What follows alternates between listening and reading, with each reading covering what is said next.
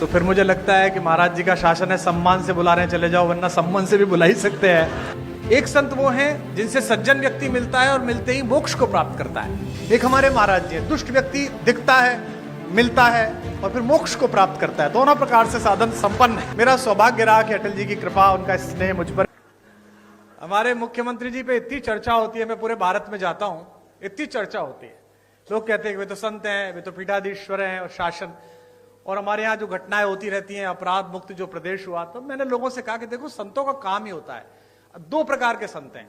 एक संत वो हैं जिनसे सज्जन व्यक्ति मिलता है और मिलते ही मोक्ष को प्राप्त करता है। एक हमारे महाराज जी हैं, दुष्ट व्यक्ति दिखता है, मिलता है और फिर मोक्ष को प्राप्त करता है। दोनों प्रकार से साधन संपन्न है।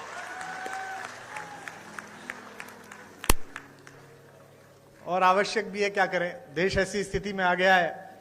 पहले डॉक्टर्स RX लिखते थे, वो RDX लिखने लगे हैं, क्या करेंगे आप। तो ऐसे समय तो बहुत आवश्यक है। आदरणीय रक्षा मंत्री जी ने बड़ा उल्लेख किया। मेरा सौभाग्य रहा कि अटल जी की कृपा, उनका स्नेह मुझ पर भी रहा और वो लगातार अपने घर पर एक गोष्ठी करते थे, जिसमें रक्षा मंत्री जी की उपस्थिति होती थी, आदरणीय दिनेश भैया की उपस्थिति होती थी। तो पार्टी के सभी लोग बैठे हुए हैं आज यहाँ पर, बहुधा पार्टी के ही लोग हैं। तो तीन प्रकार की पीढ़ियां पार्टी में आ गई हैं। अटल जी की पीढ़ी थी जिसमें आदरणीय अडवाणी जी, जोशी जी, वो एक पीढ़ी थी। फिर आदरणीय रक्षा मंत्री जी की, प्रधानमंत्री जी की एक पीढ़ी आई। अब एक तीसरी पीढ़ी हमारे यशस्वी मुख्यमंत्री जी की, देवेंद्र फडणवीस जी की। तीन पीढ़ियां लगातार काम कर रही हैं और तीनों के दृष्टिकोण में अंतर है। अटल जी कहते थे कि आपके घर पर कोई कूड़ा फेंके तो आप स्वयं साफ कर दो। मोदी जी की, राजनाथ जी की पीढ़ी कहती है कि आपके घर पे कूड़ा फेंके तो आप उससे ही साफ कराओ। और मुख्यमंत्री जी की पीढ़ी कहती है कि आपके घर पर कोई कूड़ा फेंके तो आप कूड़े को भी साफ करो।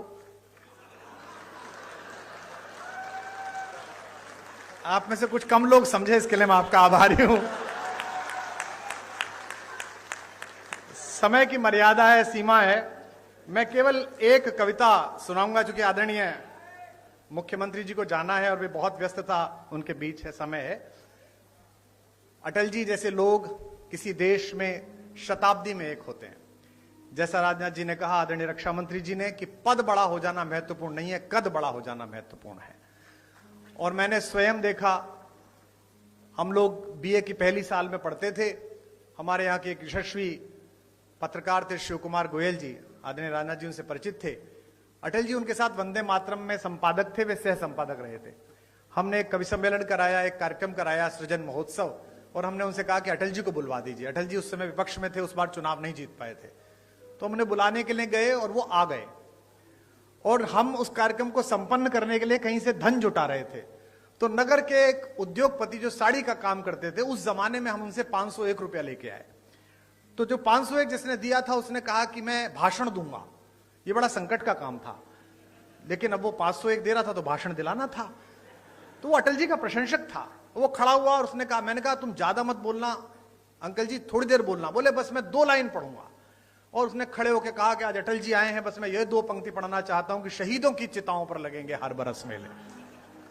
वो अटल जी के लिए कह रहा। अटल जी बहुत ठहाका मार के हंसे, लेकिन उस आदमी के संकोच को, जो पूरा मंच से घूर रहा था, उसने ठहाके से दूर किया। और जब भी मैं उनसे मिलने के लिए जाता था, दर्शन के लिए मिलने जाता था, प्रणाम करते थे, हम उन्हें बाप जी कहते थे, तो अक्सर पूछते थे, अरे भाई उनके क्या हाल है जिन्होंने मुझे जीवित शहीद बनाया था, वे कैसे हैं।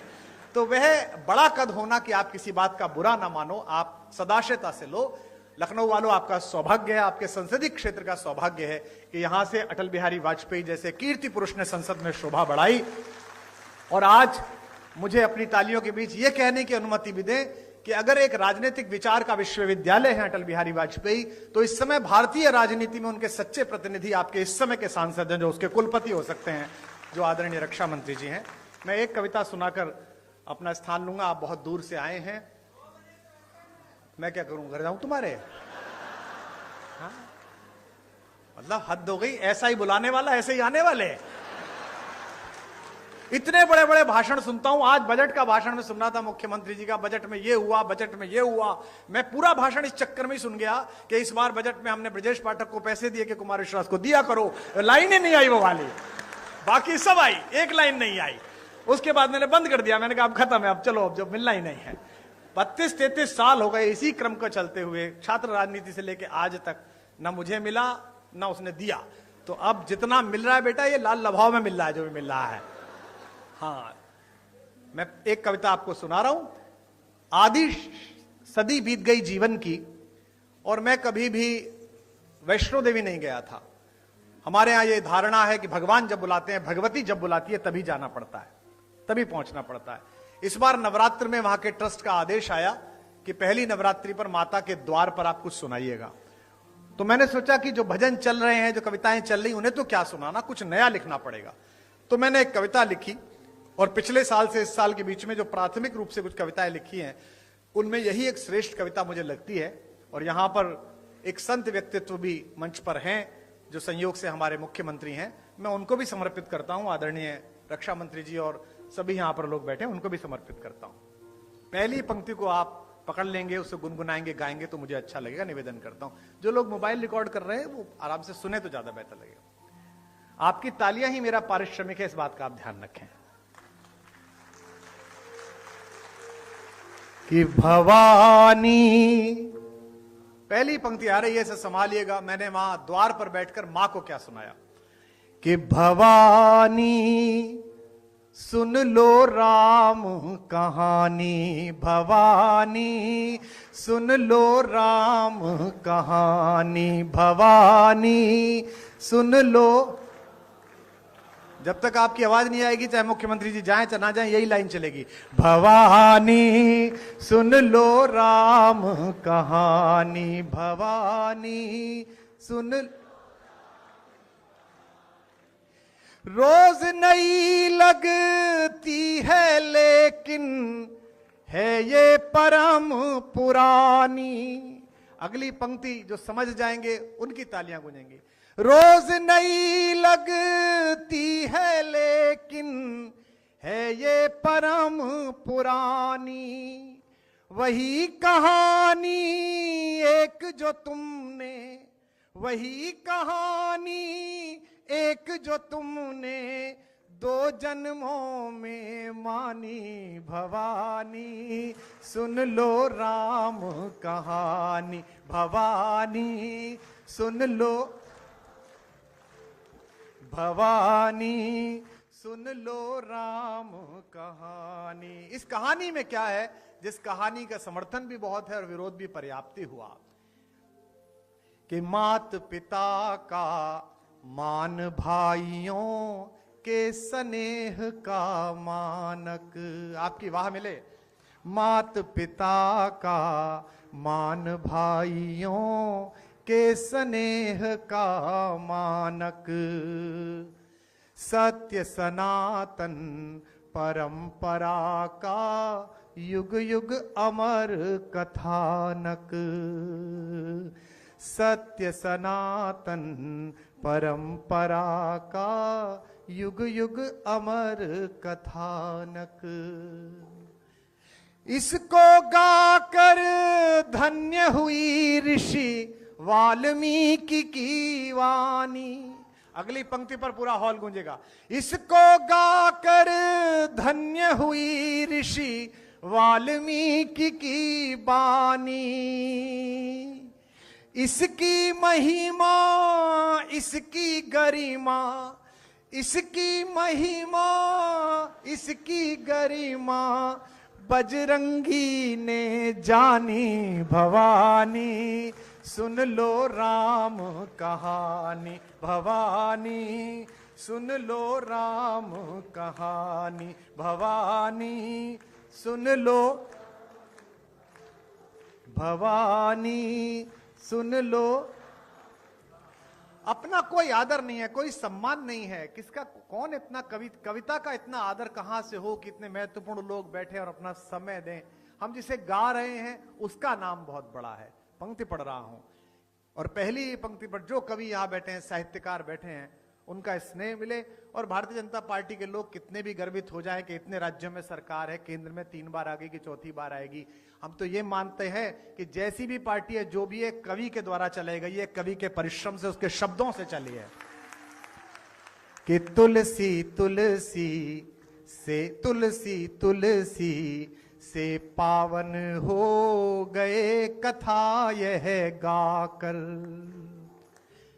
तुलसी तुलसी से पावन हो गए कथा यह गाकर।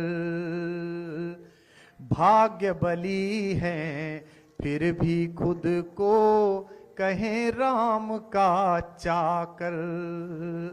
भाग्य बली हैं फिर भी खुद को कहें राम का चाकर। एक पंक्ति खास तौर पर सुन लीजिएगा। भाग्य बली हैं फिर भी खुद को कहें राम का चाकर। जब तक सब नहीं बजाओगे यही चल रही है। भाग्य बली हैं फिर भी खुद को कहे राम का चाकर। यह कोरी कल्पना नहीं है आगम निगम बखानी। यह कोरी कल्पना नहीं है आगम निगम बख। लखनऊ में हाई कोर्ट की एक ब्रांच है। यह देश अद्भुत है। यहां राम हुए हैं या नहीं हुए हैं इस बात का मुकदमा सुप्रीम कोर्ट में 30 साल चला। न्याय के देवता को न्याय के मंदिर में ही पुष्ट कराना पड़ा कि वे वहीं पैदा हुए हैं जहां उनका मंदिर बना है। अद्भुत देश है। और विडंबना देखिए कि जब आखिरी चरण में मुकदमा था उन्हीं दिनों रामनवमी की छुट्टी पड़ गई तो सुप्रीम कोर्ट बंद हो गया। तो हमने मिलॉर्ड से फोन करके पूछा कि अगर नहीं हुए तो छुट्टी क्यों हुई थी, और छुट्टी हुई है तो हुए ही होंगे। तो मैं गोमती के तट पर पंक्ति पढ़ रहा हूं। राम हुए हैं नहीं हुए इसकी गवाही देने के लिए मैं एक पंक्ति लेकर आया हूं। यह कोरी कल्पना नहीं है आगम निगम बखानी। अगली पंक्ति का गवाह अच्छा लगे तो उसकी लहरों के समान तालियां उठती देखूं। यह कोरी कल्पना नहीं है आगम निगम बखानी। युग युग से इसका साक्षी है, युग युग से इसका साक्षी है मां सरयू का पानी भवानी। सुन लो नी भवानी, सुन लो भवानी, सुन लो। आपकी आवाज कम आ रही है। भवानी सुन भवानी। अंतिम बंद इस कविता का पढ़ रहा हूं कि वंचित वनवासी गिरिवासी। देखिए नया परिवर्तन होता है सोच में, संस्कार में। वर्षों से चली आई एक पद्धति बदलती है तो चीजें कसमसाती हैं। ये कसमसाहट का दौर है। यहां नए साल पर पहली बार ऐसा हो रहा है कि आगरा में जो एक कब्रिस्तान है सफेद रंग का, उसे देखने जाने की बजाय युवा ज्यादा मात्रा में आगरा तक की बजाय अयोध्या जी जा रहे हैं, वृंदावन जा रहे हैं। परिवर्तन हो रहा है तो बदलते में देर लगेगी। और तर्क का उत्तर दिया जा सकता है, कुतर्क का नहीं दिया जा सकता। जिनको लगता है कि धर्मनिरपेक्ष देश है, इसमें इतना राम क्यों, इतनी रामनवमी क्यों, धर्मनिरपेक्ष है तभी तो सब चल रहा है। अगर राम रिश्तेदार नहीं है, राम पूर्वज नहीं है, तो इतनी सारी क्रिसमस मन रही है, हम ही लोग मना रहे हैं। सेंटा क्लॉज कौन, हमारे फूफा जी थे, फिर भी मना रहे हैं ना, इतना अच्छा मना रहे हैं। तो देश में सभी का आदर है। तब कह रहा हूं, निवेदन करता हूं कि भवानी सुन लो, भवानी। कैसी कहानी है। वंचित वनवासी गिरिवासी जिसमें बने सहायक। वंचित, हमारे संजय निषाद जी बैठे हैं, कम हंसा करो। हाँ अभी वीडियो पे हंस दिए थे, कितना बुरा लगा है थोड़ा। लेकिन ये निषाद हैं, ये मुझसे जब भी मिलते हैं हाथ मिलाते हैं। मैं कहता हूं भाई आपसे हाथ नहीं मिला सकता, आप हमारे बॉस के मित्र के घर से हो। हम तो सेवक लोग हैं, हम लोग तो राम जी के चरणों की धूल के दास हैं। आपने तो उनसे भी वसूल करवा लिया था। तो अगर इस सरकार में वसूल है कर रहे हैं तो इसमें समस्या क्या है। राम जी की सरकार है तो निषाद वसूल कर रहा है, उसमें क्या है। पर मुझे यह पता नहीं था कि एक नाव पार कराने की इतनी बड़ी फीस देनी पड़ेगी कि एक आदमी को मंत्री बनाना पड़ेगा। बताइए कि वंचित वनवासी गिरिवासी जिसमें बने सहायक। पंक्ति